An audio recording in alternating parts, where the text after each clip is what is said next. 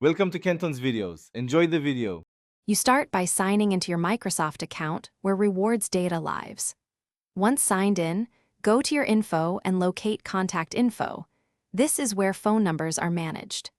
Make sure you have the new phone nearby so you can receive a verification code, and keep any recovery email or alternate phone accessible in case Microsoft prompts for additional verification. Doing this avoids lockouts later and speeds the update process. So begin updating the phone entry now rather than delaying verification steps. Next, remove the outdated number and add your new phone under Contact Info. Choose SMS or call so Microsoft can send the verification code. When you receive the code, enter it immediately to confirm ownership. This step links the new number to security features like two-step verification.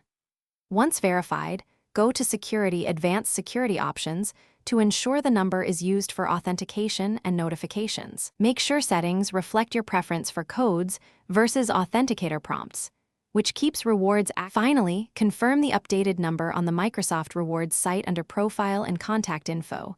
Changes can take a few minutes to propagate. Once done, sign out and back in, or clear browser cache to force a refresh. If Rewards still shows the old number or you can't verify, try a private browsing window to rule out cookie issues.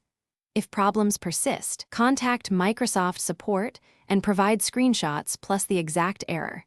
This gives support what they need to resolve account linking quickly. Thanks for watching. Consider subscribing if we helped you.